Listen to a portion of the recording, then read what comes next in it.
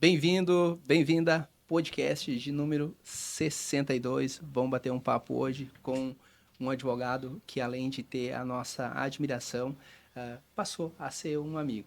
E lhes digo, vocês vão lembrar, aqui no podcast Frente com Moraes, a gente tem dois tipos de pessoas que tem obrigatoriamente que trazer aí para nós questões que venham a agregar, nos ensinar. Pessoas que a gente gosta e pessoas que a gente gosta são parecidas com a gente. E aqui, qual o, o que move o coração do Dr. Moraes aqui? Compartilhar conhecimento para evoluirmos juntos. Então, as pessoas que estão aqui são nossas amigas e têm muito conhecimento para compartilhar. Ou são pessoas que não são tão próximas da gente, mas têm muito conhecimento. E aqui tivemos o privilégio de conciliar as duas coisas, termos um amigo com muito conhecimento. Aí o coração se alegra demais. Então, pessoal, quer conhecer um advogado fera, fera, que empreende, tem colaborador e, sobretudo, tem coragem, vem com a gente conhecer o Dr. Ítalo. Bem-vindo, Dr. Ítalo. Olá, Cleomar. Bom, o que eu vou dizer? Estou lisonjeado pelo convite. Parabéns pela estrutura. Obrigada, obrigado. É um amigo, nos conhecemos, acho que não fomos nem apresentados, nos conhecemos na porta do fórum e ficamos conversando e dali surgiu a nossa amizade ali e mais uma vez eu digo que estou lisonjeado de estar aqui na presença do amigo. Sim. Eu lembro de uma situação, doutor Ítalo, que eu nunca mais me esqueci. Porque eu sempre tive uma certa inquietude com relação aos pedintes na rua e etc. E uma vez eu estava na frente do fórum ali e chegou um cara e disse assim: Ei, tem R$ 5 aí, R$ 10? E daí eu disse assim: eu olhei, esse cara vai querer para beber. Eu disse: não. Aí tava uma outra advogada ali com nós, trocando uma ideia. Tem aí. Daí a pessoa: não. E eu senti que a pessoa sentiu a mesma coisa. E tu. Daí a pessoa pediu para ti. Tu foi o único de nós que não titubeou. Deu para ver que tu nem pensou. Tu só abriu a carteira e entregou. Ali eu disse assim, porra, esse é o cara. Porque ajuda genuinamente sem criticar, sem pensar. Porque às vezes a gente ajuda esperando algo em troca. Ajuda julgando. Ajuda querendo ser a pessoa que escolhe. Cara, ou tu ajuda de uma maneira genuína, ou tu ajuda de uma maneira genuína. Mas não julgue como a pessoa vai fazer depois que tu alcançar a ajudar ela. Cara, tu lembra dessa cena? Não lembro já. A gente ajuda algumas pessoas ali, E, não é todo mundo, a cara, gente mas nota assim, como é que é também. mas é muito legal. Porque ali tu me provou o quão grande tu é. Ajuda sem esperar nada em troca e ajuda sem julgar, doutor Ítalo. Isso que é legal. Isso que é legal. Doutor, a gente vai entrar numa senda ali Aham. que eu trago para mim, inclusive, né? Eu acho que, para quem acredita em Deus, eu acho que todos os dias os anjos de Deus falam com a gente. Todo dia a gente vê um milagre, mas não se dá conta. Todo dia vem uma mensagem. Talvez nessa ocasião ali, essa pessoa falou algo que me convenceu. Eu digo isso pelo seguinte, às vezes a gente está passando por momentos difíceis e ouve uma música no rádio, um trecho de uma música que faz sentido. Você ouve na televisão alguém falando alguma coisa, até mesmo numa novela, num filme que lhe faz sentido. Você ouve uma entrevista no rádio, em algum lugar, talvez até nesse podcast, que faz sentido para você aquela palavra. E eu acho que aquilo são os anjos, uma forma de Deus se comunicar com a gente. Você ouviu, deve ter acontecido com você, você fala, nossa, mas isso aqui está fazendo sentido para mim.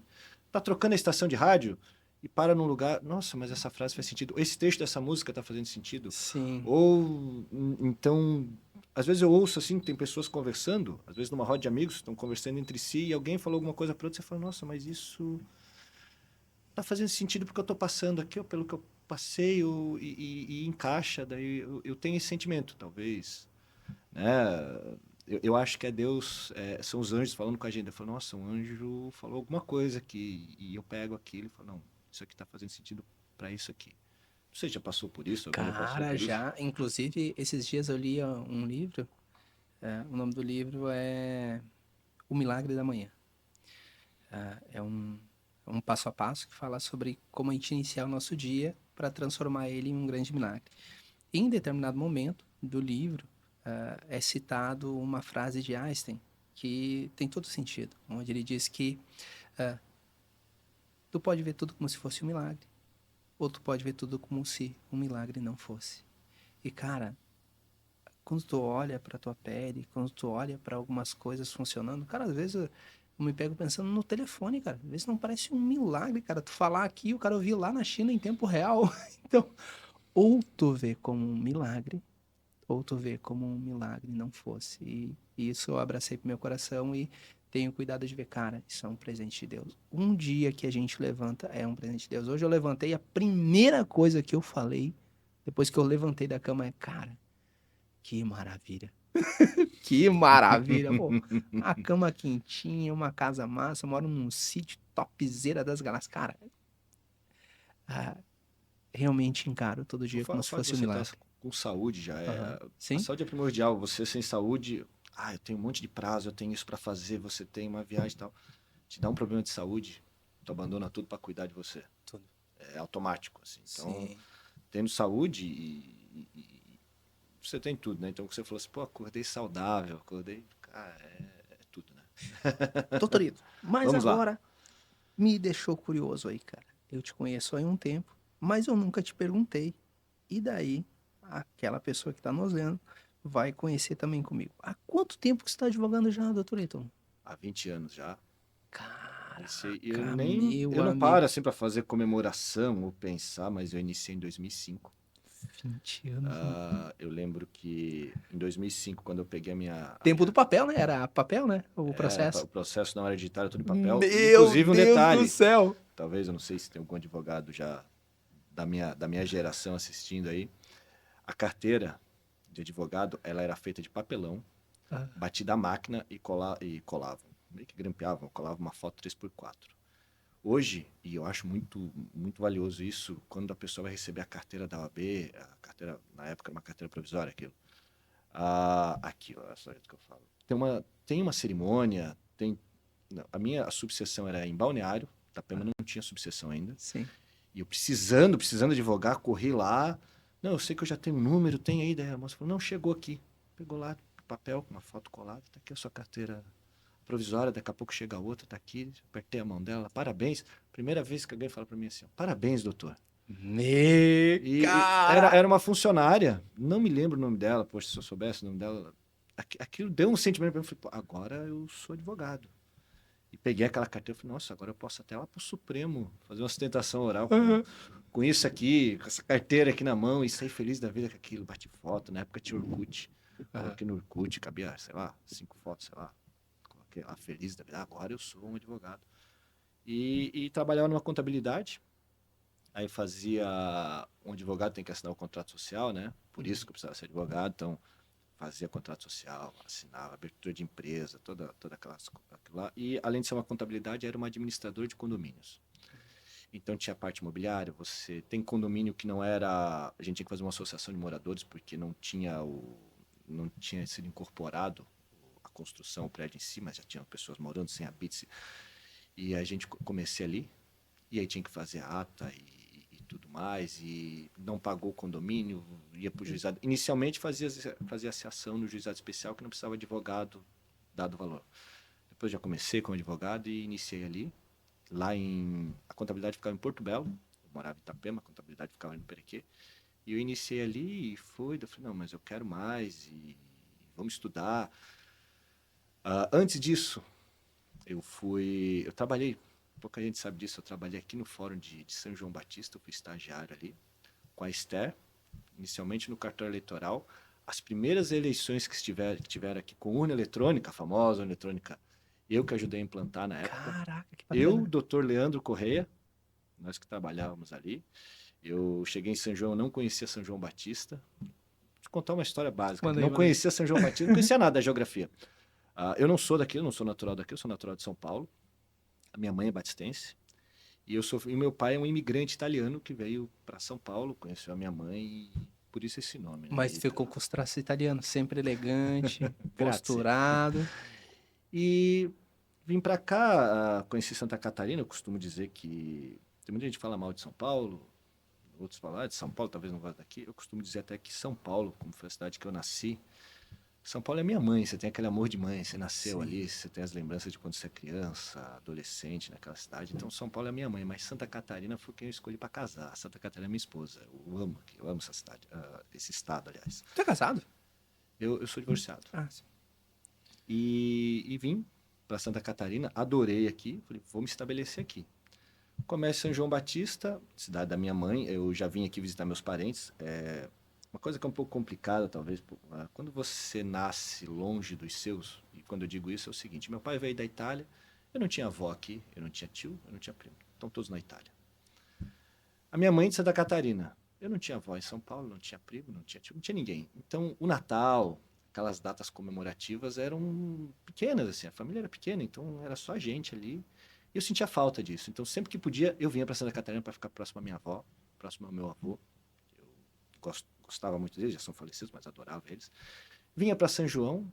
Tinha um carnaval famoso aqui na época, era o carnaval de rua da Banda Velha, que era feito ali, e eu adorava, eu vinha muito pro carnaval aqui. Então, muita gente de São João se lembra de mim novo, adolescente, vindo pro carnaval. Adorava o carnaval aqui. Depois não vinha mais, só vinha no outro ano, com a desculpa para minha mãe, eu queria visitar minha avó, que eu tô com saudade. Sempre era próximo ao carnaval. Curiosamente, eu faço aniversário ali também próximo, faço aniversário em fevereiro, daí mesmo, não, mas vai ser seu aniversário, mas deixa eu ir e tal. E vinha pra cá. Juntava o que podia de dinheiro para vir pro carnaval, daí, pô, mas pode ir pro carnaval da Bahia, o carnaval de São Paulo. Não, mas eu gostava, era um carnaval diferenciado aqui. Costumo dizer que era um dos melhores carnavais de marchinha que tinha. Infelizmente não tem mais isso, mas era algo excelente aqui na época. Enfim, acabei vindo morar para cá. Fui trabalhar ali no fórum, colocamos a urna eletrônica e o Lê, muito sacana, tinha que fazer o circuito. Daí o Lê colocava assim, bom, eu vou fazer o seguinte, vamos dividir os bairros. Eu, Leandro, vou fazer o centro, cidade alta, cidade baixa, vou fazer o Cardoso, vou fazer o Jardim São Paulo. Você viu onde é que ele pegou, né? O Ítalo vai fazer Arataca, vai fazer Tigipió, Meu Deus! Nossa, ele mandava para uns lugares. Era Fernandes. Ainda o Fernandes é próximo ainda. Colônia! Colônia. E eu não sabia, eu achava, tá, ele também tá fazendo isso. Eu ia longe, e assim, eu lembro que a prefeitura de São João, na época, o carro da prefeitura era no Del Rey, o carro do prefeito, aí vinha um motorista com o Del Rey, me colocava dentro e tá. Faz mais de 20 anos, então. Não era asfaltado para ir para essas regiões, a gente ia para lá e eu voltava numa ambulância da saúde, que ela passava pegando o pessoal, eu voltava dentro de uma ambulância com aquela urna eletrônica batucando lá dentro, assim, eu falava, pô, Lê, você fez onde? Eu fiz aqui, o dele era pertinho, ele chegava, ele terminava, dava o horário de serviço, ele voltava e eu tinha que vir lá de longe. Aí eu comecei a aprender a geografia local, falei, pô, Lê, tu sacaneou comigo, só mandava eu ir para lugar longe, não, que beleza, não. E assim, enfim, depois eu fui, trabalhei um tempo no cartório crime, com a minha chefinha, eu encontro ela de vez em quando ainda eu chamo ela de Cris Lima, trabalha ainda no Forte São João, encontro ela, falou, minha chefinha, ainda trato como chefinha, e a Esther também, quando eu encontro, minha chefinha, como é que você tá? Massa, hein? Ainda tenho isso, e posteriormente, como eu fazia o curso de Direito em Itajaí, me formei na Univale de Itajaí, algumas matérias, na verdade eu vim de São Paulo já cursando Direito, então algumas matérias não bateram, eu tive que fazer um pouco de matéria em Tijucas, na Univale de Tijucas, alguma em Biguaçu, e o restante todo em Itajaí, que, enfim, me formei lá. E aí ficou meio difícil morando em São João e para Itajaí. Tinha um ônibus que saía de Nova Trento, olha só que eu iria para Itajaí todos os dias, eu usava aquele ônibus que era da prefeitura de Nova Trento. São João não tinha, não lembro como é que funcionava, não tinha. Ao final, fui morar em Itapema. Eu lembro exatamente o dia que eu cheguei para morar em Itapema, que eu boto a televisão assim e ligo, tá caindo as Torres Gêmeas. Eu me lembro exatamente o dia, porque foi isso. Eu liguei a TV, estavam caindo as Torres Gêmeas. Eu falei, nossa, marcou o dia 2001, 11 de setembro de 2001, tô chegando em Itapema. Aí eu procurei estágio no Fórum de Itapema, fui aceito, trabalhei um pouco lá na área criminal, no cartório criminal. Depois a doutora Vera Regina Bedin, uma juíza da época, me deu a oportunidade de ser assessor dela, onde eu fiquei assessorando ela até próximo à minha formatura. Aí me formo em Direito. Um pouquinho antes já comecei a trabalhar, comecei a trabalhar nessa contabilidade, me formo em Direito, estudo para a prova da OAB, passo na prova. Eu não sei se o doutor pegou essa época, na nossa época a prova da ordem era num final de semana só, então você tinha que estudar para a prova objetiva no sábado e no domingo já era prática. Eu não tenho ninguém na minha família que é do direito, não tenho nenhum advogado, ninguém dessa área, e nunca estagiei no escritório de advocacia, nunca. Você imagina ele fazer uma prova prática Me... e tinha que estudar um monte. Daí eu sempre soube que eu saí atrás, sempre larguei lá atrás, pelotão do fundo. Tinham colegas da minha sala que já tinham pais advogados, então já pega o caminho já mais fácil, ou que já estagiaram no escritório de advocacia, por isso que é importante, quem quer ser advogado tem que estagiar no escritório. Eu não tive nada disso, eu fui na... Cara, e Falei, eu tenho que coragem. correr atrás disso aqui, e fui, comecei como eu te disse, numa contabilidade, e era muita empresa, daí fui fazer uma especialização em direito empresarial, fiz direito empresarial para ficar por dentro, melhorou muito. Como era uma contabilidade, fazer uma especialização logo na sequência em direito tributário. E aí isso me agregou, eu falei, não, agora acho que já está na hora de eu abrir o meu escritório. Não tinha dinheiro. E eu tinha aquele orgulho de não querer pedir dinheiro para os pais. E fiquei naquela, e eu vou, não vou, como é que eu faço? Trabalho mais um pouco aqui para juntar uma grana, para abrir o escritório e tal, vou vender um carro, o que que eu faço? E eu tenho um tio na Itália, já falecido, mas é como se fosse meu segundo pai. Ele me liga um dia e fala assim, e aí, você não quer montar um escritório de advocacia? Às vezes eu até fico meio comovido de lembrar dele. Eu falo, quero, tio, quero, gostaria muito. Quanto é que é? Ah, eu não sei, tal, tá em cerca tanto, convertendo para euro dá tanto, tal. Tá bom. Só me ligaram do banco, ó, chegou uma transferência internacional na sua conta, o dinheiro lá. Pô, cara, de Aí eu fui, arrepiar, aí eu fui meu. lá e abri meu Pô, escritório e daí ele começou. meu Deus, que Podia ter massa. pedido dinheiro pro meu pai, podia ter pedido dinheiro pra minha mãe, podia. Mas sabe aquele orgulho? Não, eu vou fazer por mim mesmo. Acabou que eu falei com meu tio numa conversa e ele mandou o dinheiro. E aí comecei a Que advogar. massa, que massa. Isso enche. Isso tem muito a ver Há 20 anos. com o que você colocou no início, né? Da gente acreditar que a gente tem pequenos anjos que passam por nós durante o dia e a gente pode encarar tudo como um milagre ou como se um milagre não fosse, né? Aí é uma prova de um milagre massa que aconteceu. Cara, massa a história, tá? E agora eu fiquei curioso, e por que tu escolheu o direito, doutorito? Porque não Nossa, teve influência da família, etc, cara? assim, ó, inicialmente, lá em São Paulo, assim, a gente via... Teve um pouco de influência da minha família, a história é um pouco longa, mas Não, mas manda enfim. aí. Mas um pouco por ver muita injustiça. E o que você faz para lidar com essa injustiça? Você via em São Paulo acontecer muita injustiça. Eu lembro de um colega. Se não se importar e vir um pouquinho mais pra cá. Eu lembro de um colega. A gente andava de ônibus, lá em São Paulo, se locomovia de ônibus. E ele falava, cara, eu sento sempre, eu passo a roleta e sento no banco do lado do corredor, perto do cobrador, porque não vão me roubar. Porque se eu sentar lá no fundo, vão me roubar. Se eu sentar próximo à janela, senta alguém do meu lado e me rouba. Era triste isso. Eu falava, nossa, cara, pô, que situação tal. E já fui roubado também dentro de ônibus, na mesma situação. Era uma linha de ônibus que a gente fazia, que era terrível. E saiu o dia do pagamento. As pessoas recebiam em dinheiro naquela época. Quem ia roubar sabia que o pessoal estava com o dinheiro no bolso. E eu lembro do meu colega ali sentado lá do cobrador, eu com ele. E entrou uma galera e já ganhou ele. Já olhou e falou, estamos te esperando lá no fundo. E ele, o que eu faço? O que eu faço? O ônibus para, a gente pula a roleta de volta e sai pela frente do ônibus. E estamos indo para casa. É uma crítica aqui, mas eu fui para minha casa, depois ele fala, Ítalo, eu indo para minha casa, uma viatura da polícia me para, me dá uma geral, porque aquela hora da noite, chegando, os caras não levaram uma parte do meu salário. Eu falei, cara, como é que a gente faz para mudar isso? Já tinha uma tendência um pouco de injustiça. Eu falei, cara, eu acho que eu vou ser advogado, porque precisa de um advogado, vai no advogado, pega o número da viatura, a gente não sabe muito, vamos atrás disso, vamos resolver, vamos não sei o quê. E lógico que ninguém fez nada e tal. Outro estado, outra realidade. Mas a gente até fica às vezes um pouco... Cara, eu vou te dizer, eu nunca representei um policial, tá? Eu também não. Nunca representei. Aqui em Santa Catarina também é outro mundo, né? A gente tá Sim, falando... sim, mas já vi acontecer. É, Já vi acontecer de plantar droga, já vi eu... situações de pegar o valor, já passei por É situações assim isso... que deixa a gente um pouco descrédito, ah, ouvindo aquela situação. E daí a gente fala pro cliente, cara, a gente pode até falar isso, mas pode, de repente, atrapalhar ainda um pouco ali a estratégia de defesa. e como superar essa situação, se isso pode prejudicar a defesa, né?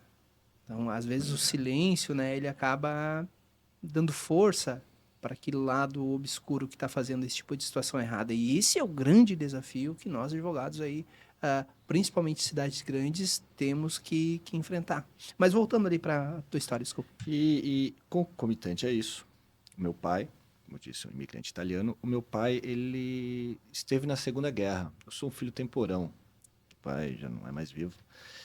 E ele me contava algumas histórias e a gente assiste Segunda Guerra, a gente vê o Holocausto, aquela situação toda. O meu pai, esteve preso em 1942 pelo exército italiano, o exército inglês o fez prisioneiro de guerra. Ele ficou preso no Egito, em um campo de concentração, até 1947. Para lembrar, a guerra acaba em 45, ele ficou ainda mais 2 anos lá. 42, 47, pô. Ele ficou 5 anos preso por ser soldado italiano. Esse era o crime dele, enfim, prisioneiro de guerra. Foi repatriado depois e tudo mais, mas ele falava do que era ser prisioneiro de guerra num campo de concentração, que pouca gente sabe o que era um campo de concentração inglês, onde tinha os italianos presos ali e tal.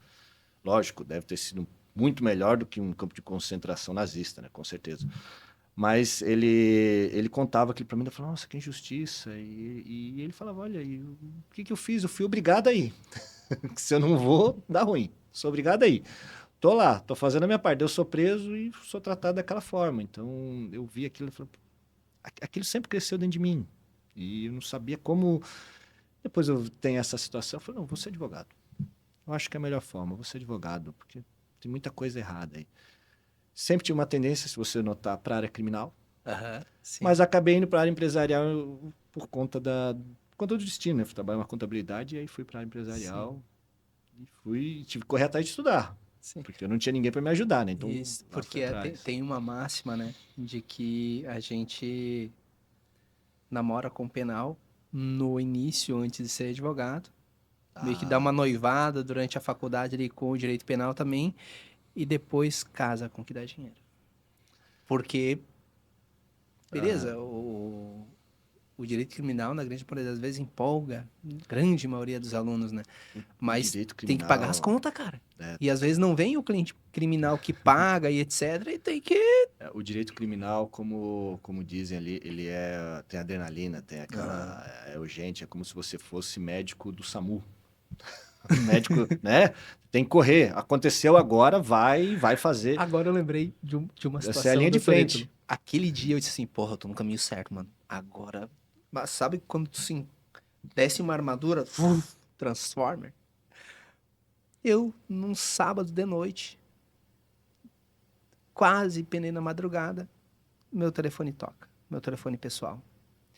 Cara, eu tô precisando de um advogado bom e eu liguei pra um cara bom aqui. Ele disse assim, cara, agora eu não posso atender, mas eu tenho um cara bom que eu vou te passar. Vai lá que ele vai te atender. Doutor, eu tinha me indicado. Tu falou meu nome, cara. Eu, porra, que moral, hein? Porra, aquele dia eu disse assim, eu tô no caminho certo. Obrigado, tá? Lembra do cliente? Era uma situação de uma prisão em flagrante, tava na delegacia. Ligaram pra ti, era um sábado de noite, tu passou meu nome e o cara ligou e falou teu nome. Quando eu não posso ir, cara, às vezes a gente tá até atendendo outro, ou tá longe. Sim. Então, assim, vai demorar tanto tempo de deslocamento, não vou chegar a tempo. Sim. Vamos passar pra quem tá perto. Cara, mas aquele dia, eu falei até na época, casado com a Jennifer, mãe da minha filha, e eu disse pra ela, Jennifer, a gente tá no caminho certo. Ela, por quê? Um dos caras que eu mais admiro disse que eu era o cara. Veja bacana, só. Bacana. Não, sempre que a gente pode ajudar um colega, sim, assim, sim. Né? A gente sempre ajuda, então... Mas cara, indicar exige responsabilidade. Cara, pra mim indicar alguém, realmente eu tenho que confiar assim, na pessoa. Tá? Já sempre ouvi falar de ti, a doutora Aline sempre falou muito bem, parece que vocês iam no mesmo ônibus. Ela falou assim, quando ele passou na prova da ordem, alguma coisa assim, teve uma comemoração, eu não me lembro muito bem, ela sempre falou muito bem de ti. Eu falo, nossa, então... Me passa o telefone. Eu acredito, eu não devia ter teu telefone, eu acredito que eu devo ter ligado pra Aline. Aline, tem o telefone do Cleomar? Tem. Me passa o contato. Daí eu passei o contato. Com certeza foi isso. Com certeza foi isso. Alguma coisa nesse sentido. Não tem muito tempo. Tinha uns colegas nossos aqui de São João, 2 advogados de São João, em Tijucas, atendendo um cliente. e eu não sei o que aconteceu, me liga a família do cliente e fala assim, não, tem 2 advogados lá, mas eu quero o doutor Ítalo, vai lá dar uma olhada. Eu fui lá, olhei o processo, estão fazendo um excelente trabalho. Os 2 advogados até sabem, daí eles assim, tá, doutor, o que você vê aqui? Não sei, a família me pediu, eu vou ver, eu olhei o trabalho deles, impecável. Eu ligo para a família e falo, olha, não tem nem porque você me contratar, os 2 advogados, e falei na frente, a gente tem que falar na frente, falei na frente dos 2 colegas, falei, se os 2 advogados que estão aqui estão fazendo um excelente trabalho, não tem por que me chamar, pode continuar com eles que estão em boas mãos e sair, são gratos. Eu me ligo, pô, doutor, tu podia ter falado mal do meu trabalho, tu podia... Pô, Mas não tinha nada de errado no seu trabalho, tu continua fazendo, tá tudo certo e vambora. sim, sim. Sempre foi dessa forma. Isso. E eu ouso dizer, doutorito, complementando aí o teu discurso, que eventualmente pode ter acontecido um deslize. Pode ter acontecido algo que poderia ter sido feito, não foi feito, ou pode ainda há tempo de fazer. A gente colocar para o cliente a situação de que está sendo exercido a defesa. E se pode ser feito alguma coisa, colocar esse discurso para o cliente, e daí depois, cara, dá um oizinho pro advogado, cara, a família me procurou aqui, nessa Dá um situação toque, aqui, cara, acho que aqui, se me permite, ah, Sabe, é, é tem um uma, é pouco uma do linha, orgulho do outro lado é também, uma linha né? bem tênue, é uma linha bem tênue. E por ser bem tênue, tu tem que ter muita proximidade. E se tu ter proximidade, cara, conversa, troca ideia. Até a gente conversava antes nos bastidores, e a gente falava a respeito dessa iniciativa que tu teve, que quero aqui deixar registrado o meu elogio, que realmente a advocacia, ela não é uma profissão de covardes, ela é uma profissão de pessoas que realmente têm muita, mas muita coragem, e aqui parafraseio a frase mais conhecida do Dr. Nelson Williams, né? Loucura não, coragem, a gente tem que ter coragem. E muitas vezes, imbuída dessa coragem que move a advocacia, muitos colegas cometem deslizes. E isso é natural. E nesse deslize, o que se faz? A gente se ajuda? A gente não faz, e aqui exagera nas minhas palavras, faz a caveira um do outro. Se Claro. ajuda, liga pro colega, cara, ei, eu passei na tua fachada lá, tem como arrumar um negocinho lá. Pô, nem me liguei nessa parada, velho. Nem me liguei. Pô, doutor, vi que tu fez um negócio bacana aí, podia passar o contato de quem tá fazendo? Eu lembro de uma história, se me permitir compartilhar. Tinha uma pessoa que tava fazendo um trabalho muito massa, mas muito massa. E eu assim, cara, que trabalho bacana esse advogado tá fazendo. Daí entrei em contato. Cara, quem tá fazendo esse trabalho aí pra ti ali? Cara, eu te passo o contato depois. Não passou. Daí passou uma semana. Ei, tu falou que ia passar o contato da pessoa lá que tá fazendo trampo pra ti? Não, eu já te passo. Daí eu, mano, porque esse povo não quer me passar o contato. Até que eu vi um post lá e descobri quem era a pessoa que tava fazendo. Peguei, liguei a pessoa, contratei a pessoa pra fazer. Daí a pessoa começou a fazer o trabalho pra mim também. Claro, não igual o que tava fazendo pro outro profissional, né? E no terceiro post que esse profissional fez pra mim, o cara me ligou. Tu tá de brincadeira, né, mano? Pô, que merda é essa? Tá me copiando? Eu, por que te copiando? Sim, tu contratou a mesma agência que tá trabalhando pra mim pra trabalhar pra ti, deu. Sim, mas é que o teu trabalho tá tão bem feito que eu me espelhei. Não, não, mas não é assim que funciona. Mas, cara, o que que tem? Eu tô copiando de quem tá tendo sucesso, cara. Eu tô Referência, vendo tu tá sendo uma tu tá sendo referência. referência. Não, não, não, não, não. Isso é deslealdade. E daí fiz minha defesa ali, no sentido de, cara, eu tô me espelhando em ti, porra. Colocando o cara, e de fato, o meu coração até hoje acredita nisso, que eu tava me espelhando. O cara rescindiu o contrato com o profissional, não trabalhou mais com a instituição. E daí, como eu tinha um outro projeto, que era dali a alguns meses ter o marketing interno do escritório, como hoje temos, daí acabei rescindindo o contrato com a pessoa, porque a gente ia fazer internamente. Daí fiquei até com o coração pesado, porra. Contratei a pessoa para trabalhar 3, 4 meses para mim, daí depois tive que deixar, porque o contrato era só por esse período, a pessoa perdeu o contrato com o advogado. E tudo por uma ausência de empatia, de se preocupar, de partilhar, de estar junto. E, sobretudo, aqui coloco a frase do início, a gente realmente ter a consciência de que se alguém tá fazendo alguma coisa errada, a gente ir lá e falar. nos bastidores, para a pessoa acertar. E depois, se a gente tá fazendo alguma coisa e tá dando certo, a gente partilhar com as outras pessoas também. Porque assim todo mundo cresce, né, doutor Ítalo? Tem uma frase que é corrige no privado e elogia em público. Sim. Lógico, muita coisa que eu aprendi de direito foi numa conversa assim com advogados. Vou citar um advogado famoso aqui de São João Batista, o doutor Leôncio. Eu tenho um escritório próximo dele. Várias vezes a gente se encontra ali na frente, conversa, e às vezes a gente conversa de alguma coisa, daí ele fala, não, eu acho que eu faria assim. Eu falo, Bingo, só faltava esse insight. é mesmo, né? Não, por que que não faz desse... Por que que você acha de fazer dessa forma? Às vezes não dá. Eu falo, não, não dá por causa disso, mas ele foi é uma pessoa que às vezes passa um... Eu também, às vezes ele me pergunta alguma coisa, eu falo, olha, Leon, eu acho que doutor... A gente chama de doutor, né? Ô, doutor, eu acho que eu fazia assim, não sei. Aí ele fala, não, sabe que faz sentido? Eu falei, eu acho que eu... E a experiência do Leôncio não se compara à minha, né? E a gente já fica meio assim, né? Olha, eu acho que eu faria assim. Não, é verdade, não tinha. E vai, mas assim, ó, isso deve ter acontecido rara uma vez ou duas. Normalmente é o contrário. Não, Sim, olha, sim. assim, assim, assim, vou e a gente vai indo e tal. E como com o doutor, eu conversa de amigos, lá em Itapema tem muitos amigos advogados, a gente tem um grupo assim que a gente nota que é bem unido entre nós e às vezes conversando ali alguma coisa sai. Aí você fala, ó, inclusive vai ter festa junina, agora eu vou estar com eles ali. Ah, E é excelente isso aí. É uma troca que tem. Alguns advogados ficam com um pouco de orgulho. E às vezes a gente tem medo de falar, né? Porque vai, o cara é orgulhoso, né? Acha ruim, né? Fala assim, por que que você não. Eu vi aqui o seu trabalho. O que que você acha de. Eu tá querendo me ensinar? Aí, Vó! tá bom, desculpa. Deve ter um motivo para estar indo por esse lado, e tudo bem, e vai por esse lado. Né? Ninguém também sabe tudo, ninguém é dono da verdade, né? No direito tudo muda, né? A gente está aprendendo todo dia, né? Então Sim. também não posso falar muito também. Né? E esse é o legal do dia a dia do direito, né? A gente ter a consciência de que dia a dia o cara aprende um pouquinho mais. Mas, ô, doutorito, olha só, se me permite. Uhum.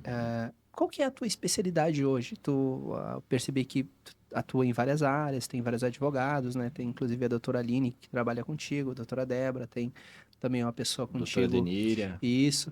Ah, e quando a gente vai ampliando, né? Tendo mais uma visão empresarial da advocacia, a gente em que pese meio que ser um clínico geral, né? Tá ali na gestão, cuidando de várias áreas, tem uma parte que aquece o nosso coração, né? Tum, tum, tum, tum.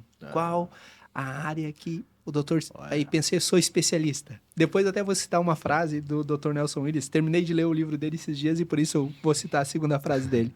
olha, como eu te disse, minha primeira especialização foi em direito empresarial pela OAB de São Paulo. Após eu fiz uma especialização em direito tributário na Univale Itajaí. Concluí a minha especialização, estava na área tributária, tive bastante sucesso na área tributária, não posso falar. E depois eu fui fazer uma especialização em direito imobiliário, moro em Itapema, aquele boom imobiliário, mas o que mexe comigo é o criminal. Tanto que eu acho que eu sou conhecido aqui nessa região mais pela parte criminal. Assim. Faço parte da Comissão de Direito Criminal da Sim. OAB de Itapema. Na última gestão, eu estava ali nas prerrogativas, que é onde dá muito problema é na parte criminal, então Ah, é? eu Mas tava em que na sentido, se me comissão de permite a prerrogativa. pergunta? Olha, numa delegacia você quer ver um inquérito, não Ah, deixa sim, sim. ver, Ah, mas entendi. é Eu achei que prerrogativa, era, mas é achei que era prerrogativa do entre advogado. advogados. Prerrogativa, É, sim, sim, entendi, nas entendi. prerrogativas, mas é advogado, a gente pode ver, poxa. Ah, mas precisa da procuração. Ah, mas tá em segredo, é investigar. Não, poxa, né? E às vezes pega um delegado que não é tão assim e quer, enfim, quer complicar a vida. Tem advogados e advogados também, assim, ó, fica uma crítica para nossa classe, até a maioria das vezes o servidor público até que tá correto. O advogado que se passa um pouquinho. Mas também eu tenho para mim vão achar ruim agora aqui comigo, mas enfim, como eu sei que o servidor público é ruim, quando você chega lá e tem uma folha de A4 com a seguinte impressão: crime de desacato. Apenas você paga aquilo. O cara já se impondo, ó, se você achar ruim comigo, tá aqui, crime de desacato. Eu não posso fazer uma crítica, então, ao serviço que está sendo mal elaborado pelo. Sim, Eu pago imposto, eu quero, né, uma retribuição. Aí você já notou? Você chega num lugar, tá escrito sim. crime de desacato, não sei o que, você pode ver. para colocar aquilo ali é porque atendeu alguém mal. É uma crítica que eu faço e olha aquilo e já falo, nossa. Cara, eu nunca tinha olhado por esse lado. Dá uma olhada, você chega no lugar, tá lá, crime de desacato. Mas por que colocaram isso? Porque alguém vai reclamar? Porque alguém... Se a pessoa cometeu crime, beleza. Mas tô colocando um aviso aqui, tá? Tô colocando, ó... Não acha ruim comigo, ó. Crime de desacato. Sim. Enfim, voltando, né? Então, o direito criminal é o que sempre... Hoje no escritório eu tenho pessoal que me ajuda, mas a área criminal eu faço questão de fazer pessoalmente. É eu que Cara, faço, que massa. não tem ninguém põe. Artesanal. Eu pego e vou fazendo a parte criminal. Sou eu exatamente, só eu. Ninguém põe a mão. É o que eu gosto de fazer. Não que eu não gosto de fazer as outras áreas, mas as outras áreas demandam uma parte tributária, por exemplo, você precisa de um contador, você precisa de alguém com mais tempo. Eu tenho a doutora Denira, que é uma civilista excepcional, então ela vai na parte processual e pega a parte processual. E tem essa coisa dentro do escritório, não sei se aqui você também. Eu escrevi, às vezes a gente está cansado, então eu passo para o colega, dá uma lida para mim, vê se ficou bom. Então, Sim. lá no escritório, às vezes é passado por 3 pessoas. Sim. Tem que deixar dormir a peça. Eu Que costumo falar isso. massa. O que é deixar dormir a peça? Você fez, tá? Não vou mexer. Amanhã ela vai dormir. Amanhã eu olho para ver como é que tá. E aí você olha e vê que tem muita coisa, porque você passa 500 vezes, às vezes o erro tá ali e você não vê. Não vê. Então, vamos lá de novo, vamos ler. Ah, tá, olha, isso aqui não tá legal, esse Sim. parágrafo aqui não tá legal. Então, vamos arrumar isso aqui. Daí a gente ajusta, dá aquela afinada no violão e manda pra frente. Que da hora. Fica, não sei, né? Acho que todo advogado, não sei se faz isso, mas deveria fazer. Tem uma... Mas daí depende Depende da... do prazo. É do formato de advocacia, né? A gente tem... Eu divido a advocacia em 3 grandes blocos. Escala, que é o que a gente faz aqui no escritório, né? A escala. Escala é tudo igual, só muda os nomes. Escala, né, cara? Daí depois, tu tem uma advocacia high ticket, que é algo artesanal, como tu está fazendo. E existe o meio termo. Não é o high ticket, não é escala, mas tu tem que olhar com um olhar mais clínico, mais diferente, porque tem aqui aquela parada do distinguish. É parecido com a escala, mas tem um fato novo aqui que não dá para escalar, a gente vai ter que trabalhar um pouco. Então tem esses 3 tipos de advocacia, né? A gente se situar em qual está é bom porque daí tu sabe onde gastar a energia, né? A gente não trabalha com high ticket no escritório. É um projeto para o ano de 2028. Hoje a gente trabalha aqui e eventualmente aqui, né? Mas lá no início da minha carreira, acho que uns 5 anos atrás, eu trabalhava assim. Então, qual que era o procedimento que eu fazia? Todas as peças eu fazia sempre de manhã, de tarde eu atendia cliente e de manhã sempre corrigia. Nunca, quando eu mesmo fiz, tive a audácia de protocolar sem revisar. Sim, Era uma coisa linda. Mas agora vai fazer, acho que uns 5 anos aí que eu não faço uma peça, que eu não sento computador para fazer todo esse cuidado. Mas a advocacia high ticket, que é a tua, tu tem que fazer isso. Porque cada caso é um caso e tem que ser analisado de uma maneira muito, mas muito minuciosa, né? E o advogado ele vive com prazo incomodando ele. Uhum. Eu abro lá, às vezes tá lá, prazos, vão vencer, você pega aquele monte lá, fala, meu Deus, tá. E a gente, no escritório, a gente trabalha da seguinte forma. O prazo vai cair no dia, sei lá, dia 20, o prazo pro escritório é dia 18. Dia 18 ela tem que estar pronta para protocolar, já corrigido e tudo. Sim. E, nossa, tem umas coisas que acontecem, não sei se acontece com você assim, às vezes acontece ser o último dia do prazo. Sim. Hoje é o último dia, eu tenho que protocolar hoje sem falta. Cai a internet, acaba a luz, tá a trovoada, acontece de tudo. Até enchente dá. É sempre assim, se deixar um pro último dia, sempre eu já falo, não deixa, porque parece que tem uma coisa que vai acontecer alguma coisa que a gente não vai ser difícil, a gente vai conseguir. Outro dia eu tive que protocolar pelo meu celular. Caraca, que desafio, meu Caiu amigo. tudo, caiu luz, aí tive que pegar o laptop, conectar na rede do celular para ter internet, para poder. Falei, nossa, não, isso não é vida. E aí você já começa a ficar agoniado com aquilo. Eu falei, não, ainda bem que hoje em dia, lógico, você já pegou a parte digital, você pode protocolar até meia-noite. Mas na época que eu comecei, o fórum fechava às 7, irmão. Ferrou. Às 7 já tinha que estar protocolando lá na frente, lá passando na distribuição. E aí? E tem que imprimir. Deus. E aí a impressora não funciona, faltou tinta, deu um negócio, não sei o quê, corre passada da OAB, tá fechada, a funcionária saiu, tava doente. Ia para o escritório de um colega, imprime, sai correndo, vai lá no fórum e chega lá e, pelo amor de Deus, e aí protocola. Cara, E algumas coisas ainda dependia que tinha gente na distribuição que dava uma travada na gente ainda. Não, acho que isso aqui tá errado, eu não vou protocolar. Você fala, não, mas protocolo. Se estiver errado, depois eu vejo. Não, mas é o último dia, por gentileza. Meu Deus do céu. Era suado, na época do papel ali, era suado, era suado. Era suado. Eu imagino o quanto. Há uns 6 anos atrás, eu fui numa cidade de Augusto Pestana, no Rio Grande do Sul, fazer uma audiência de instrução de direito de família. Cara, tava digitalizando. Era uma transição do papel pro digital. Eu nunca vi tanto papel na minha vida. Doutor Ítalo, tinha mais papel que fórum. Tinha mais. Era loucura, cara. Assim, Aquela fase, né? como que conseguia se. Cara, pra alguém ir ali e tirar um processo e desaparecer do mundo jurídico, era 2 palitos, cara. Tinha os Quantas controles, né? Tinha os controles, mas. Mas loucura, cara. Porque é muito, muito papel. E a gente costumava dizer assim, ó, no fórum, né? Quando trabalha no fórum. Como você sabe que o advogado é experiente? Ele pega o processo, ele começa da parte de trás. Que é o último despacho. O que tá acontecendo? Ah, tá assim. Aí depois ele vai de trás para frente.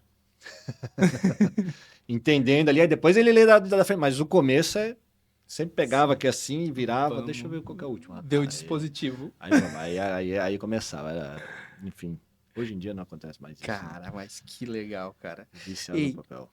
E qual que foi o maior desafio, doutor Ítalo, lá quando tu começou? Se me permite a pergunta.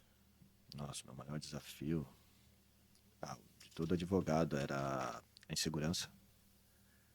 A insegurança era porque eu não sabia muita coisa, não tinha estagiado. Então, eu lembro da minha primeira audiência criminal. Eu lembro até hoje. Porque o que acontece? Quando a gente é civil, você vai lá, o juiz fica na cabeceira aqui, o advogado autor fica desse lado e o réu fica do outro lado. Eu nunca tinha feito uma audiência criminal. E agora? Eu chegava e olhava, então, peraí, o layout deve ser o mesmo. O juiz aqui, o promotor que acusa vai ficar desse lado, então eu devo sentar do outro lado. Eu fui e sentei do outro lado. Normalmente não é assim, né? Fica o juiz, não sei por que botam o promotor que é acusação do ladinho do juiz colado. Não deveria ser assim, mas fica ali. Juiz na cabeceira, promotor do lado dele na cabeceira e o advogado fica aqui na frente do promotor, né? Do outro lado da mesa. Eu sentei lá onde fica o réu, porque eu achava que era o lugar. Já cheguei errado. O juiz olhou, doutor, o réu vai sentar e o senhor não gostaria de sentar aqui? Elegante. Nossa, tô sentando errado. Aí já dá aquela tremura, né? Aí começa as perguntas, você vai fazendo. Na época, não era gravado, era, coitado do estagiário, né? Você fazia a pergunta pro juiz e o juiz fazia a pergunta pro réu. E aí a pessoa digitava. Então, às vezes, você fazia a pergunta de uma forma e o juiz repassava de outra. Você falou, não foi bem assim que eu perguntei. Aí começava aquelas discussões. Aí o réu respondia e ia de um jeito para a tela, que você ficava lendo na tela, né, digitando, e você ia vender. Não, mas não foi bem isso que ele falou. Não, doutor, foi isso. E tava muito... Graças a Deus, hoje é tudo gravado, mas na época tinha muito problema com isso. Cara, a gravação é muito legal, tá? Eu sinto que os juízes ficam um pouco acuados com a gravação, e isso é muito bom. Eu sou... eu não sei, né, se todos fazem isso, mas eu sempre que tenho audiência, hoje em dia eles estão fazendo remoto, né, videoconferência. Eu sempre tô no fórum. Sempre que eu tô no fórum. Eu venho lá de Itapema, venho aqui, sento do lado do juiz, que eu acho que é um respeito até. Porque o juiz vai estar ali na sala, né? Ele vai sair do gabinete dele, vai sentar lá. Eu acho que é um respeito com o juiz, então eu também vou sentar ali com ele. Olha, o senhor tem que estar aqui, eu também tenho que estar. Vamos lá, o réu tá às vezes no presídio, faz do presídio, enfim. Não, eu gosto de estar junto ali, estar sentado junto. E eu gosto que as minhas testemunhas vão ao fórum junto. É tão complicado ver a videoconferência, cai a internet, o celular do cara acaba a bateria, dá um monte de problema, demora até mais. Não, vamos todo mundo junto, vamos fazer junto aqui, vamos... Cara, a moda antiga, talvez, porque eu sou mas assim, mas eu vou te dizer, que bonito, tá, ouvir isso. Que bonito. Eu fico até um pouco chateado que o promotor não vem, alguns promotores não vêm. Não tô só falando dessa comarca, outras comarcas. Em outras comarcas eles vêm, a maioria vem também, aqui em São João. Mas, cara, eu o nome do último promotor, que era muito, que eu gostava muito dele. Esqueci o nome do nosso último promotor criminal aqui. Poxa vida. Mas eu gostava muito dele. Mas eu vou te dizer que essa visão que tu trouxe é totalmente oposta do que eu defendia até o dia de hoje. Bom, até o dia de hoje, esse cara, regra absoluta. audiência online, porque economiza gasolina e blá, blá, blá, blá, blá, um monte de argumentos usava. Mas quando se pensa no direito criminal, Sim. cara, Ah, lembrei o nome do promotor, até, Dr. Márcio Vieira. até por uma questão de networking, né? Até por uma questão de networking. Eu não costumo falar dos promotores e dos juízes que estão atuando nas comarcas, mas eu posso falar dos que já atuaram. Então, o Dr. Márcio Vieira, na área criminal, a gente sempre se pegava, lógico, né? Em processos e tudo mais, a gente tinha alguns atritos. E aí eu descubro, vou fazer uma audiência e falo, não, hoje é a minha última, eu fiz a última audiência dele. Ele falou assim, hoje é a minha última audiência da comarca, eu tô indo embora.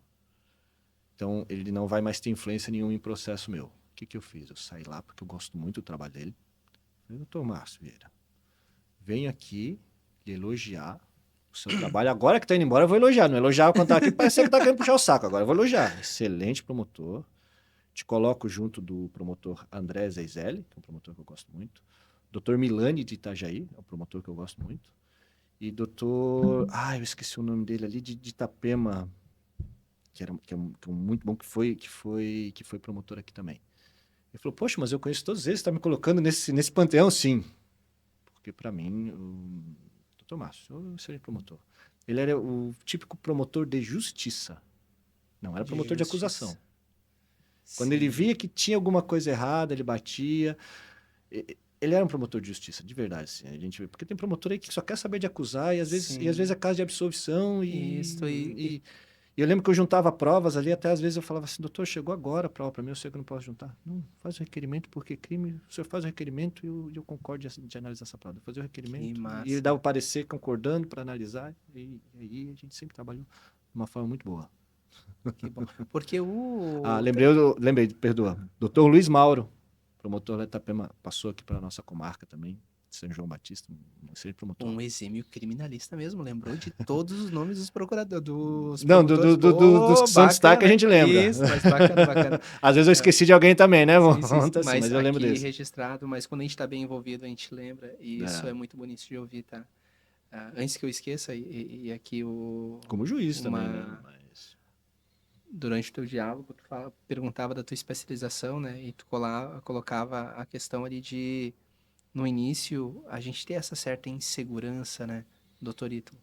E ao longo do tempo, a gente encontrar a nossa especialidade, com que a gente se identifica.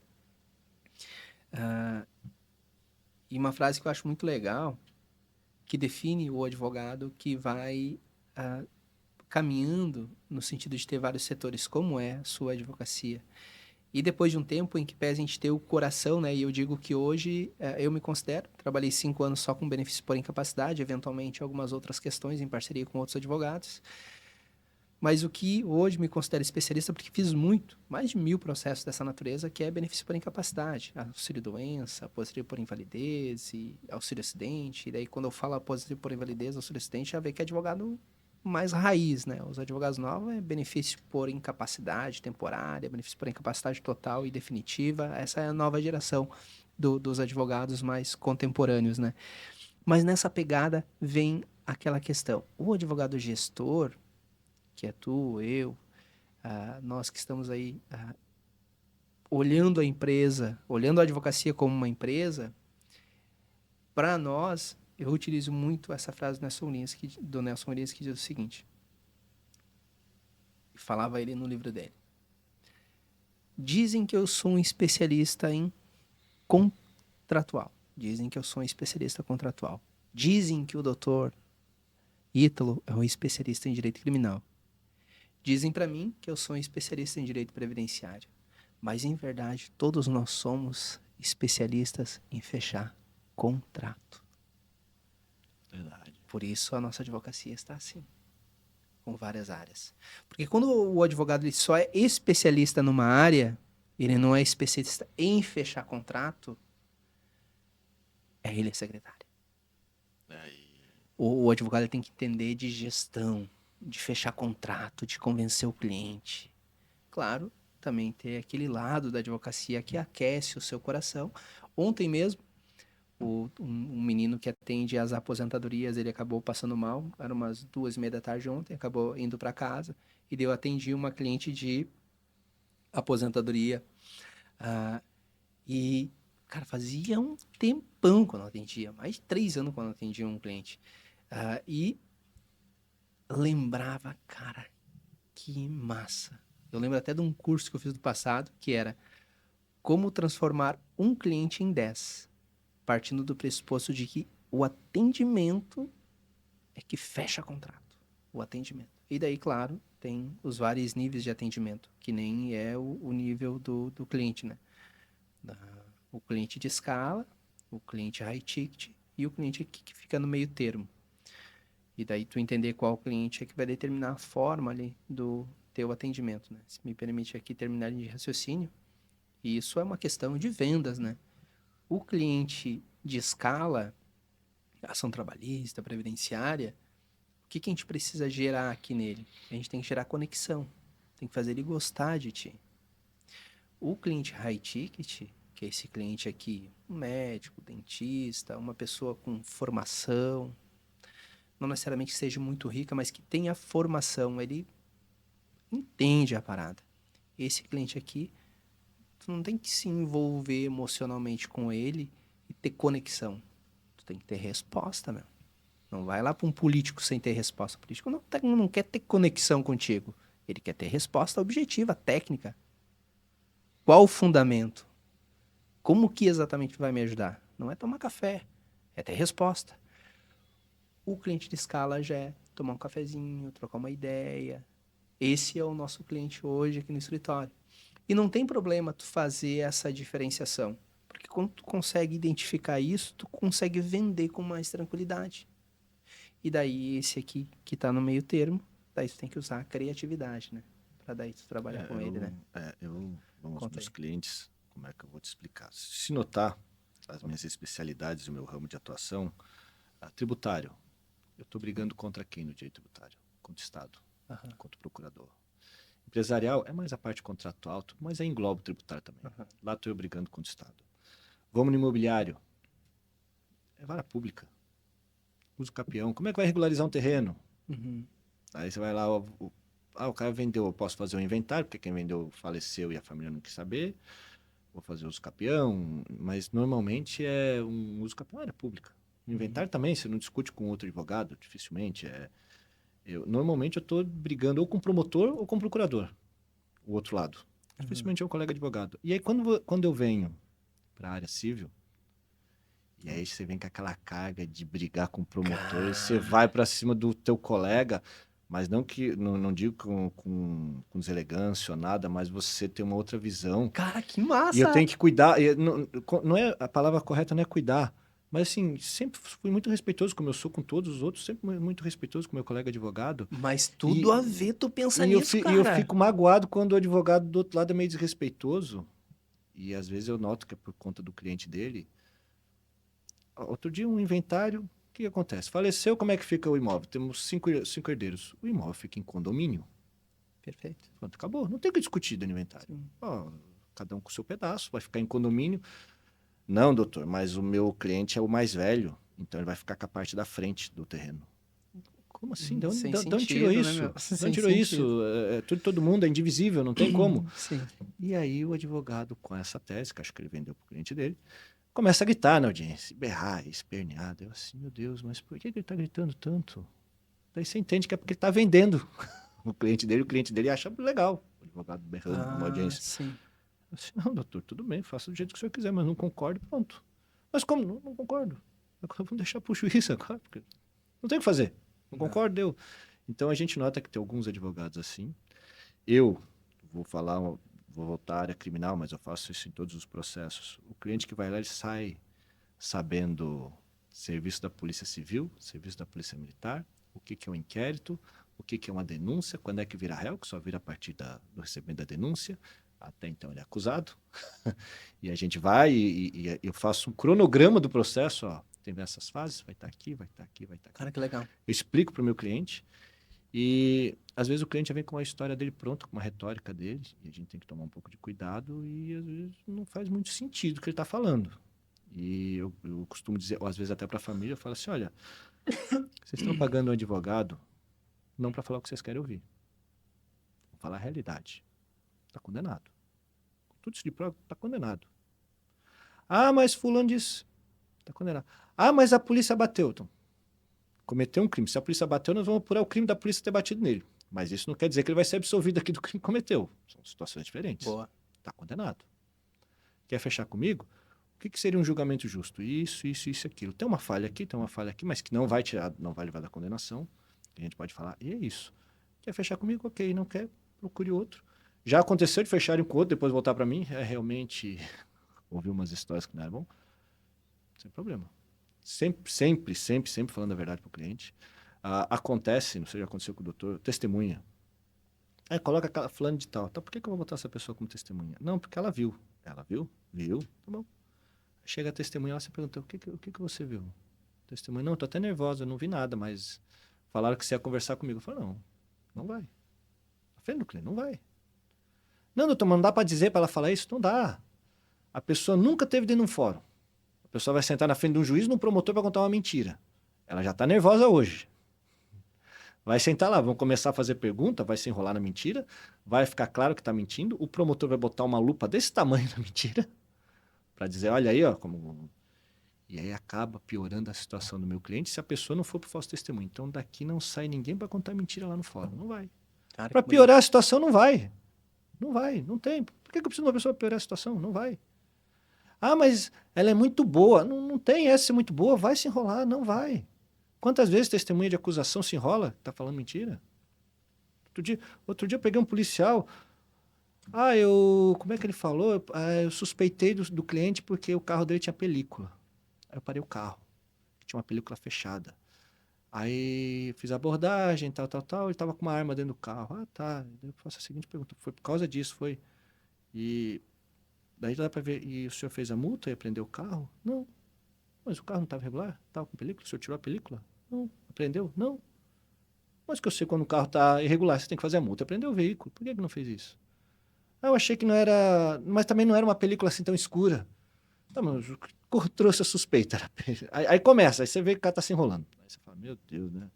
Não exime de ter encontrado ilícito dentro do veículo. Não exime. Mas você vê que quis florear a história, né? Daí a gente não precisa florear, né? Vai lá e fala a verdade. Falando a verdade não tem problema nenhum. O problema é quando começa a florear muito, daí abre margem para o advogado. E assim, ó, é tão bom quando você pega, principalmente na área criminal, um procedimento policial bem feito. Que daí chega aquele procedimento bem feito na sua mesa. Aí o cliente vem, não, mas eu acho... Não tem como. Tá bem feito aqui, ó. Agora, quando tá mal feito, aí eu como advogado criminal, o pessoal fala assim, você defende bandido. Não é isso que a gente ouve? Você defende bandido. Como é que você dorme à noite? Eu não defendo bandido. Eu não defendo crime. Não defendo nada disso. Eu defendo o julgamento justo. Procedimento. Né? Eu sou técnico. Vamos ver como é que está esse processo. Está tudo dentro... Não, está errado aqui. Está errado aqui, tem uma prova ilícita aqui. Excelência, já olha para o juiz e fala assim, essa prova aqui não é para estar aqui dentro. Foi adquirida de maneira ilícita. Tem que ser retirada. Aí o juiz, eu vou ver no final do processo. Não tem como ver no final do processo, excelência. O processo está começando. Como é que eu vou ficar me defendendo uma coisa que é ilícita? Tem que tirar agora. Tem que resolver agora o problema. Não dá para deixar para o final do processo.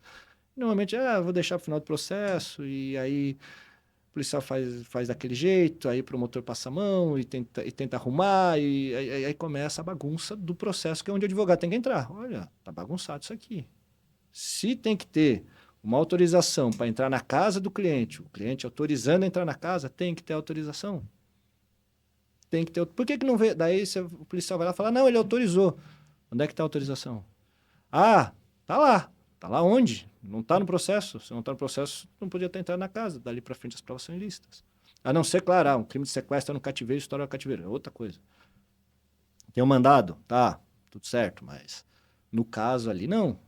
Mas eu tinha, como é que eles falam? Denúncias que falavam que era. Onde é que estão essas denúncias? Falaram. Quem que falaram? Mas você tem registrado? Ligaram no Copom. Tem o registro no Copom, tem tudo. Não, tem. Aonde? Não aparece. Cara, aí tu vai cercando, né? Vai cercando. Falo, não aparece, não tem, então me explica. Aí parece aquela coisa lá, garantia sou eu. Se eu estou falando que tiene, porque tiene. Aí vem aquela conversa do, mas funcionário público tem fé pública. Fé pública é direito administrativo, a gente está falando de direito criminal é prova. Não tem. Sim. Mas ainda tem alguns policiais que vão nessa toada e não tem. Vai para recurso, vamos quebrar isso lá para cima, não tem problema. E assim, a maioria dos meus clientes criminais, sou sincero de falar, não são absolvidos. Não são. E tem gente que fala, ganhei. Não ganhou. Eles têm um julgamento justo. E eu luto pelo julgamento justo. Se é caso de absolvição, vai ser absolvido. Se é inocente, a gente pega muita gente inocente, sim. Infelizmente, não era nem para ter processo contra pessoas inocentes. A gente consegue provar inocência. E aí eu vou entrar nessa toada porque imagina você sendo inocente, sendo acusado de um crime. Quem que está te acusando? Um delegado de polícia, com toda a polícia, com toda aquela estrutura da polícia em cima de você, te acusando. Às vezes até para a pessoa falar, meu Deus, o que está acontecendo? E você é inocente, e tem toda a estrutura do Estado em cima de você, e depois vem toda a estrutura do Ministério Público em cima de você, te acusando ainda. E o judiciário daquele jeito. E aí sobra o advogado, com o escritório. Às vezes sozinho, né? Sozinho, tendo que provar. E, infelizmente, alguns profissionais de investigação têm uma visão de túnel. A gente costuma falar, não sei se já ouviu falar visão de túnel. Uhum. Que é o seguinte, para quem não sabe, o que é uma visão de túnel? Aconteceu um crime, vamos investigar todas as possibilidades de quem poderia ser. Não, eles focam numa pessoa e tem aquele túnel. Foi esse, agora nós vamos procurar provas contra essa pessoa. E tem outras possibilidades. Eu tô com um processo de júri aqui, peguei um processo de júri que teve um acidente de carro, uma pessoa foi ejetada do carro. E até agora eles não sabem quem que estava dirigindo e quem que foi o ejetado, porque bateram ali e mataram uma pessoa. A polícia foi lá e falou, não, eu acho que é essa pessoa aqui que... Não é eu acho. Se você acha, não pode nem continuar o processo. Vamos ter certeza, vamos ter um indício, né? Que antes de a gente falar disso. Não tem, aí você vai para essa visão de túnel. Aí você tem que... Excelência, pode ter sido ele? Pode. Mas pode ter sido esse? Pode ter sido esse. Por que não investigaram esse, não investigaram aquele? Tava todo mundo dentro do carro. Como é que a gente comprova quem estava no banco de trás, quem estava no banco do carona, quem estava dirigindo? Isso que eu estou falando do acidente de trânsito, mas pode... Sim. Infelizmente acontece isso na área criminal e o advogado está ali para sanar isso daí. E as pessoas normalmente falam assim, defende bandido, é isso, é aquilo. Até acontecer isso com ela, ou com o filho, ou com um amigo. Aí o advogado passa de bandido para esperança. Aí é a esperança, cara. Aí vai, doutor, não sei o que e tal. Aí você começa, tá vendo? Daí eles começam a entender. E aí a gente vai mostrando, acho que, enfim, infelizmente acontece, a gente tem essa visão de algumas pessoas da sociedade, não são todos. E, doutorito, Essa indústria do medo, né, que a gente tem. Aquela instiga a gente o direito penal e deixa a gente cada vez mais curioso, cara. Vamos lá. E tu tem uma história aí bacana aí que tu podia compartilhar com nós envolvendo o direito criminal. Até se eu não me engano, nos bastidores, quando tu chegou aqui, tu comentou uma história com nós e que, cara, foi surpreendente o que tu falou. Se puder reiterar aí pro público ouvir, eu cara. acho, bom, a gente falou bastante coisa, mas eu vou meter essa aqui, né? Tá, vamos lá. O que acontece? Como eu digo, a gente tem que tratar todo mundo com civilidade, com respeito. Eu acho que, como eu te disse, eu tenho amizade com promotor. Não é amizade, mas com juiz. A gente sabe quando é um juiz bom, só que cada um está defendendo a sua versão e defendendo dentro da regra. E ocorreu um júri que teve um promotor que não foi muito elegante. Porque o que acontece? Normalmente no júri, a pessoa não tem que convencer o juiz, tem que convencer 7 jurados. Esse trabalho para convencer aqueles 7 jurados. Normalmente, doutor, é muito mais fácil você tacar pedra e acusar alguém do que você defender. Isso na vida. Muito mais fácil você falar mal de uma pessoa do que você falar bem. Quantas pessoas por dia ou na sua semana você ouve falar mal de alguém e falar bem de alguém? Quantas pessoas você ouve? É difícil. Verdade. Mas então é muito mais fácil acusar. Normalmente, quando o promotor ele não está bem seguro, e essa é a verdade, ele tenta atacar a figura do advogado. Isso, quem vai assistir júri vai ver no começo do júri. Temos muitos promotores bons, e o que eu vou te falar é uma exceção da exceção da exceção à regra. O promotor chega no júri e fala assim, eu já fui advogado, atuei como advogado há muito tempo, sou promotor de justiça e estou aqui para defender a sociedade. O advogado não, o advogado está sendo pago para defender o réu. A família está pagando, vai saber como está recebendo esse dinheiro sujo de sangue, começa com as conversas. Mas eu já fui advogado e sei que é assim, porque eu já fui advogado. E hoje fiz concurso, sou promotor e defendo a sociedade, começa aquelas conversas todas. Você fala, pô, pra que falar mal da profissão? Pra que falar mal do advogado? Né? Você fica numa situação daí. Falo, tá, mas ele foi advogado, né? Eu pensando, ele foi advogado. Como é que ficaram os clientes dele? Ele era advogado sem vocação? Sem vocação nenhuma? Como é que ele ia defender uma pessoa se ele gosta de acusar? E aquilo foi mexendo comigo, ele continuou falando e, nossa, pra que falar tão mal assim? E aí eu lembrei da frase Sobral Pinto, que fala, a advocacia não é a profissão de covardes. E isso é citado. Eu falo assim, olha, principalmente eu gostaria de citar a frase Sobral Pinto, uma frase famosíssima, pode procurar no Google aí, Sobral Pinto. A advocacia não é a profissão de covardes. Porque a gente luta contra o Estado, é o Estado em cima do nosso cliente e a gente ali remando contra o Estado. E aí tem esse boné, que fala isso, que eu te trouxe de presente, que é dentro dessa história. E, enfim, não que todos os clientes, todo mundo que vai lá é inocente, não. Mas todo mundo tem direito a um julgamento justo. Isso é lei, isso está na Carta de Direitos do Homem. Todo mundo tem direito a um julgamento justo. Ah, mas se coloca no lugar da vítima. Eu não posso me colocar no lugar da vítima. Nem o juiz. Porque se fosse para se colocar no lugar da vítima, não precisa ter juiz. Bota a vítima para julgar. E ela vai dar pena. Bom. E aí nós teríamos pena. Já teve isso no passado, né?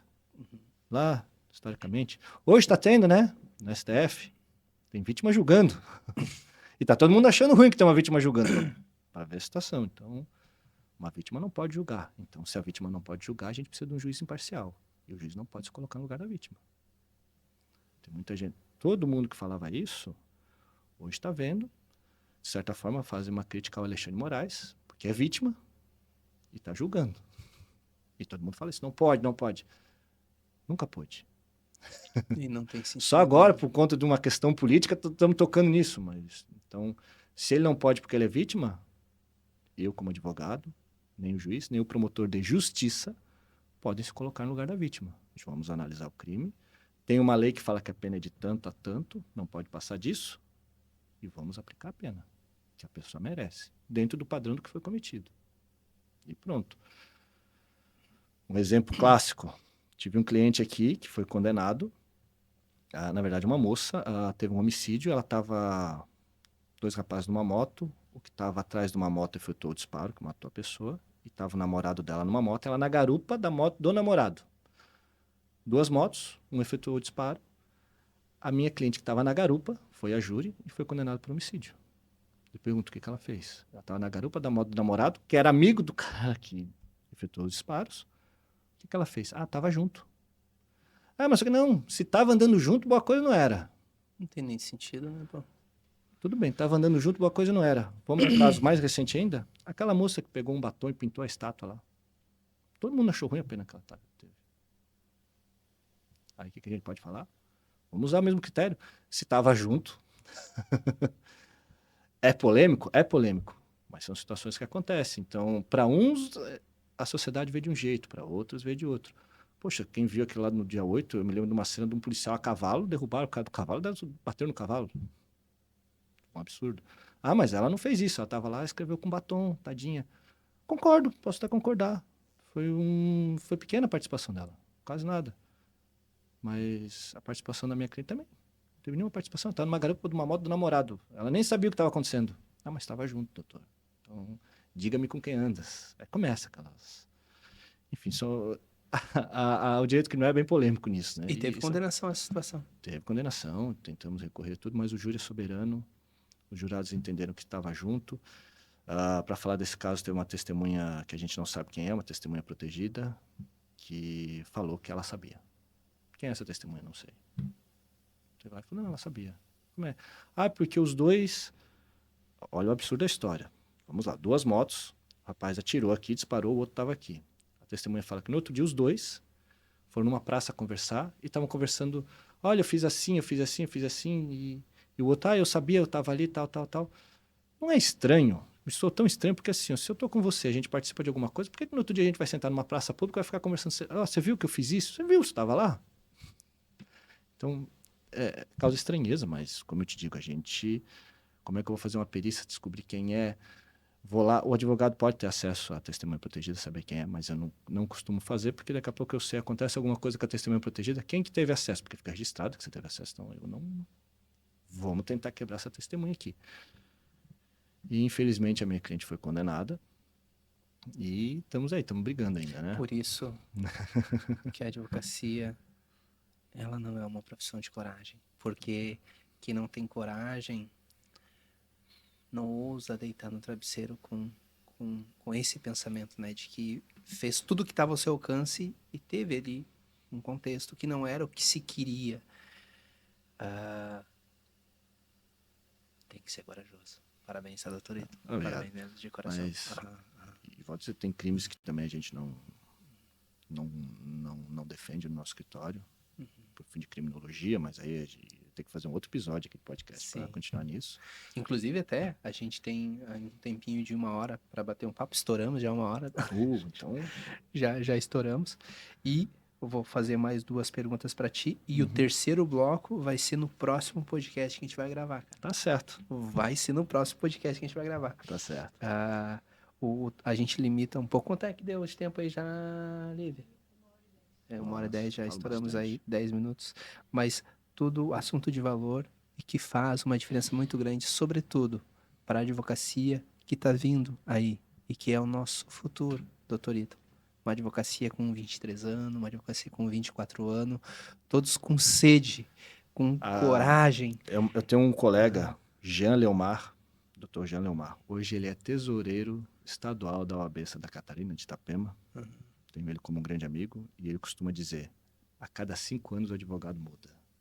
A pessoa E com não 5 está anos de errado. profissão muda, com 10 muda de novo, vai se transformando. Incrivelmente, e eu concordo com ele, a gente vai sempre mudando o nosso jeito de pensar. E eu quero que a gente tenha a oportunidade de passar 5 anos, 6 anos, e a gente conversar e tu diga pra mim: Moraes, tu não é o Moraes de 5 anos atrás. Posso Porque- dizer isso hoje? Pode. Não é o Moraes de 5 anos atrás? Obrigado. Eu vou te dizer que a coragem leva um homem por uns caminhos, às vezes, um pouco delicados, que é pela ausência de experiência, às vezes fazer até algumas coisas que não são certas, mas que, graças a Deus, a gente tem pessoas como o Dr. Ítalo, tem pessoas como o Dr. Leôncio, tem pessoas como o Dr. Neto, tem pessoas como a doutora Michele, tem pessoas como o Dr. Jaderson Sim, Jaderson Trombelli, que deixar registrado aqui, Dr. Jaderson Trombelli, pessoa que admiro demais, pessoas como tantos outros advogados que nos inspiram, que mostram para nós o caminho do certo e que realmente a advocacia unida é uma advocacia forte. E, cara, o agradecimento pela presença de todos vocês, tá? Que quando frente a um convite diz, vamos. Alguns enrolam, né? Vamos, Moraes, vamos, Moraes. Demorou uns 3 meses pra dar aqui, ó, cara, mas teve Tá aqui. certo. Teve Tá aqui. certo. Doutor Ítalo, uma pergunta para encerrar o nosso bate-papo. É relacionado aqui à advocacia, levando aí essa indagação direcionada à galera que está vindo, né? E depois, uma última aí que é onde é que é teu escritório, o endereço, onde é que são teus escritórios, né? Um endereço aí pra galera, tuas redes sociais, né? O pessoal aí te seguir também. Qual o maior desafio da advocacia criminal para quem vai começar? Tá sendo da faculdade, inclusive temos aqui o ano que vem. O ano que vem um dos nossos colaboradores aqui, o Eduardo, ele se forma. E a ideia é já direcionar ele para um escritório de direito criminal, ser líder desse escritório especializado só em direito criminal, uma pessoa que tem um carinho muito grande por essa área. Qual o maior desafio para essa galera que está começando no direito criminal, doutor Ítalo? E depois dizeiam onde é que é os teus escritórios, tuas redes sociais, chamar a galera aí para conhecer o doutor Ítalo, que a gente admira e tenho certeza o pessoal que te conhecer vai passar a te admirar também. Bom, boa pergunta. Qual o desafio?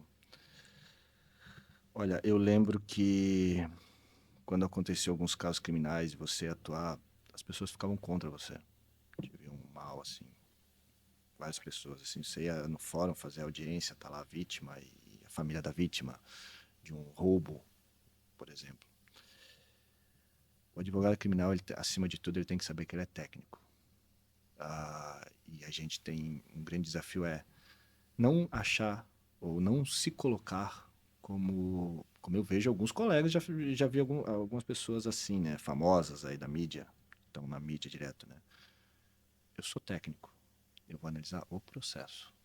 Eu acho que o grande desafio é isso, é analisar o processo. Não se colocar no lugar da vítima, como eu já falei, nem no lugar do... Você está analisando o processo. Esse é o grande desafio. Saiu, não saiu, vai responder solto, não vai, é outra questão. Vamos analisar o processo. Às vezes a família da pessoa que está presa pressiona muito o advogado, e o advogado tem que entender a família. É um desafio isso, isso é um grande desafio. Você tem que entender a família. E às vezes, eu quero só que saia, mas vai ser condenado. A conta vai chegar. Mas eu quero... eu vou usar um caso famoso do Pimenta Neves, não sei se já ouviu falar, que matou uma jornalista. Ele respondeu o processo solto. Mas ele falava assim, do que adianta? Eu não posso sair da minha casa para comprar um pão na padaria, eu não posso fazer nada que as pessoas me acusam na rua, e esse período não está descontando a minha pena. Então, a gente tem que saber ponderar e colocar isso para a família. Então, é muito difícil, Cara, que interessante essa visão. porque envolve a liberdade, que depois da saúde, acho que é o bem mais precioso que a gente tem. E você tem que colocar isso para a família. Olha, ele vai sair, mas daqui a pouco vai voltar, então já começa a cumprir agora. Daqui a pouco vai progredir e tal. Não... É aguentar essa pressão que vem da família, tanto da família do seu cliente, como da outra parte, assim, que você tem que ser técnico. Você não está ali defendendo o crime, não defenda o crime, né? Eu vejo alguns colegas que falam assim, esse crime eu não defendo porque eu não gosto. Aí dá vontade de falar, tá, mas você gosta do outro? Porque, né, você ouve uma coisa dessa e fala, tá, mas Que você gosta do outro, bacana. então não tô entendendo. Mas interessante a reflexão. Não, você não gosta. Lógico, já fui roubado, já fui assaltado à mão armada. Enfim, ninguém gosta. E a gente repudia isso. E isso é uma questão... Nossa, isso é uma questão de educação. Não é uma questão criminal. Não adianta você aumentar a pena. A gente toda hora está aumentando o prêmio. Qual que é o crime que não é hediondo hoje? Toda hora vem um legislador e coloca, não, isso aqui vai ser hediondo, isso aqui vai ser hediondo para aumentar a pena.